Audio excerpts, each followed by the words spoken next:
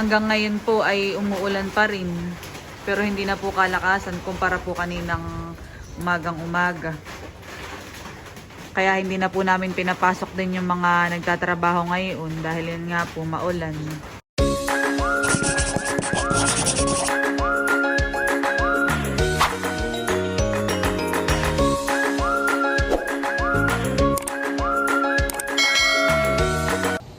Hello po mga kadilag, magandang araw po at welcome back sa aming YouTube channel. So for today's vlog po ay panibagong araw sa pag-aayos po ng aming bahay. At ngayon po ay nararito po ako sa kusina dahil katatapos ko po magluto ng merienda. At ang merienda po for today ay sopas. Ayan, nakapaghain na po doon. Ito po itira. Kanina po ay malakas ang ulan. Ngayon po medyo madilim pa rin ang kalangitan. Kaya po ako ay nagsopas. Yan, merienda po muna. Ngayon po sila ay nagbubuhos na ng poste. Merienda na. Lalamig ang sopas. Dito po itanggal na yung parang pinakang frame ng poste. Yan, nabuhusan na din po ito ah. Ay, sana na may wag magtuloy-tuloy ang ulan mga kadilag. Po muna kakain ng sopas.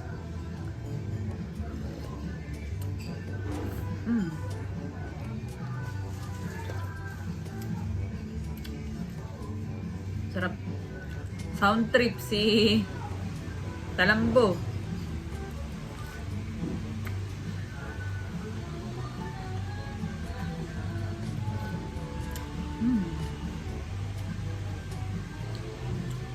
Ayan, at tapos na pong magmerienda, sabi ni Mama. Naimpis na din po niya yung mga pinagkainan. Much later. Nagsiuwian na po yung mga nagtatrabaho po dito sa bahay. Bali, sila daw po ay mag-half day ngayon dahil si foreman po ay may nilakad. Tapos ay kanina din ay maulan mga kadilag. Uy, baha nga po dito ay basa. Basa ang loob at lang bubong. Ay tama din laang naman na hindi nga po muna sila pumasok at wala din po si foreman. Eh baka daw po hindi nila masundan yung gagawin. Sa ngayon pa naman po ay nagbubuhos na ng poste. Ay si foreman po ang nangangasiwa. Ayan, napagdesisyon na mag half day. Tas tamang tama nga din po dahil ano po ngayon ang panahon. Paulan pa araw. Uy, medyo madilim pa rin po ang kalangitan. At ngayon po, ayan, madami na po silang nabuhusan na poste. 1, 2, 3. Ito okay na. Ito yung nakaraan. 4 na mga kadilag. So, dito bali 1, 2 na laang ang kulang na hindi pa nabubuhusan. Tapos ito na po ang kasunod.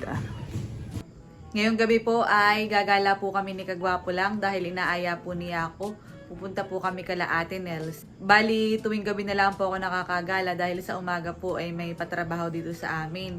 Ay ako po ang nagluluto ng merienda. Tapos ay si Kagwapo lang naman ay may office tuwing umaga po. At naroon din po sila Ate Chula. Tapos po mga kadilag ay tamang-tama din ang punta po namin doon dahil ako po ay may ibibigay kay Ate Hyacin. Balin po ay pinapaabot po ni Ate Gigi. Ay malapit na din naman po yung barangay na tinitirahan nila Ate Nel sa barangay na tinitirahan po nila Ate Hyacin. At ako po ay pupunta na kala Kagwapo lang.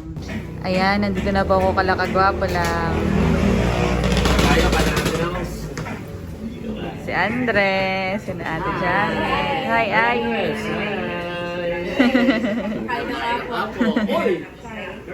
Nanonood pala dito ng vlog natin, eh. Pasahod din. Thank you po. Nandito na po kami kala Ate Hyacin. Hello, talalay. Good evening. Wow. Luluto pala si Kuya RJ. Wow. Kami papunta kala Ate Nel sa Ate Hyacin ay itadaan ko na din yung pinapaabot ni Ate Gigi. May pinapabigay daw sa iyo sa pang-internet ata ito. Wow. Yan. Thank you po, Ate Gigi. Salamat po. Ito ay pampakabit ng internet. Para may sarili na daw kami ng internet. Thank you po ulit, Ate Gigi. Salamat po.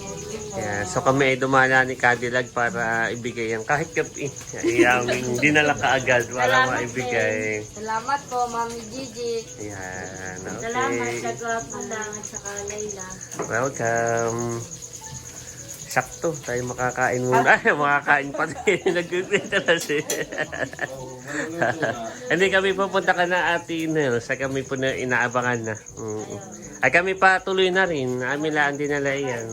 Bye-bye, Talalay. Si Talalay, bye-bye. Ito naman ay nanonood na ng vlog. Maganda nga dito manood, honey.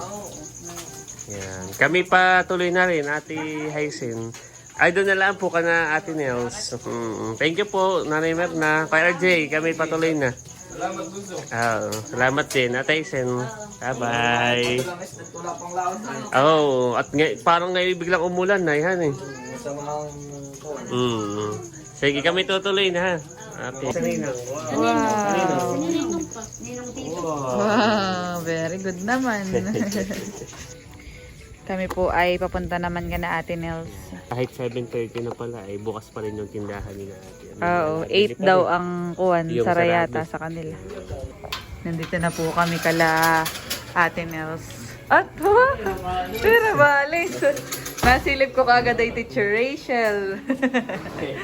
Basta't may Teacher Rachel ay narito si Teo. Wow, inaanak. Bless, sanina. Bless, Aninang, bless. Bless. Tutok nga, tutok Bless. sa. Bless. Bless. Ugat nakapokus kay Teacher Rachel. Ayan, at si Lugs po ay makikikain po dito. Ikaw, kakain ka? Hindi, makikipapak lang ako ng... Kumain ako kanina sa bahay. Kala ko, janitor. Ayan. Oo. Narito din po sila Ate Chula at Kuya Irvin. Ayan. Aba, pero ito yung bibihira na eh. Bibihira at kahapon na eh. Bibihira kahapon na ang Oh. Oh. Saka po si Val. Doon. Si Milat naman pa yung nagpapatulog kay Teo. Naantok mo si Mahalan. Dito po yung may pakoy. Pakoy yan, kagalag mo. Kasi may luto rin si Val. Ay, yan, tinimpla niya. Kuha ka. Lumpiang uwak. Sarap. O, gusto. Ang uwak dito sa Ate Ibon, kanabalay ko ni isda. Silupyang uwa kay Ibon. Oh, kain na. Titikman ko din yung lumpiang uwak. Titikman ko na po itong lumpia. Tal.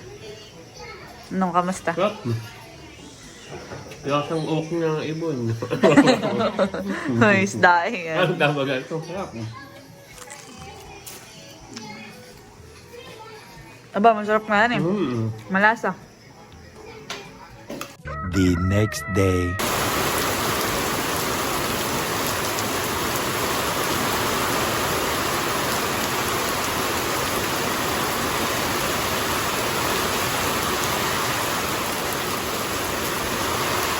Dahil po sa sobrang lakas ng ulan ay tubig po ay napunta na dito, bumahan sa kusina, mga kadilag.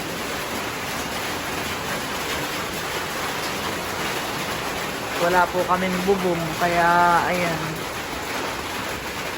Ang tubig po na mapatak sa loob ng bahay namin ay sa kusina dumidiretso. Nagigising ko lang po.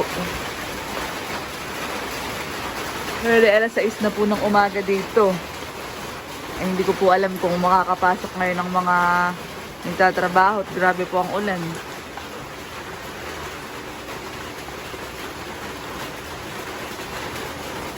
Parang wala naman pong bagyo pero ang ulan ay. Ayan po at tanggal na po ang tubig dito sa kusina. Nawalis na po yung tubig na bumaha po dito sa flooring. Gawa po ng ulan. Hanggang ngayon po ay umuulan pa rin. Pero hindi na po kalakasan kumpara po kaninang umagang umaga. Kaya hindi na po namin pinapasok din yung mga nagtatrabaho ngayon dahil yan nga po maulan. Siguro po'y bukas na laang at parang itong ulang ito ay maghapon. Uni po, akadilim ng kalangitan. Kala ko pa na wala ng ulan, yun pala meron pa rin. Kaya wala po munang trabaho ngayon dahil maulan ay baka pag pumasok po yung mga trabahador ay magkasakit laang. Pero titingnan pa rin daw po sabi ni Mama kapag ka naman sila ay pumasok mamaya ay okay din lang naman po. At para namang natila-tila na tapos ay nainit-init na din po ang panahon. Kaya po sa kusina ay nabaha, ay dito po yung mataas. Tapos ay ang bagsak ng tubig ay dito nga po sa loob. Ngayong week naman po ay palagay ko itong pagpoposte ay matatapos na. Dahil kahapon naman po ay half day lang sila. Ay ilan agad ang kanilang nabuhusan? 1, 2, 3. 3 po kaagad ay half day lang po yun. Siguro po mamaya o kaya po bukas pag mainit na. Ay ito'y kompleto na tong posting ito. Ang next na po nilang gagawin na yung biga. Saka po dito. Ayan at by di po si Mama. Winalis din po yung tubig dito. Buti po hindi nabasa Mama yung sementohan eh. Siya po dito nakatambay sa may harapan. At sa kusina nga po dun sa pinakatutulugan namin latitik eh. O basa. Kaya yan, no work muna today. Bas din po muna ako ng bahay dahil yan medyo natila-tila na. Pero may dilim pa din. At dito po sa kapitbahay namin, yung pong ginagawa din dito sa may tapat, ay wala din pong trabaho ngayon. Matigil din sila. At ako po ay nagagala dito kala tatay. At by di po si Tala. Tulog. Hoy, Tala, gising. Gumising ka para matulog ulit. Malamig guys. Malamig nga. Sila dito nanonood, si tatay. Pa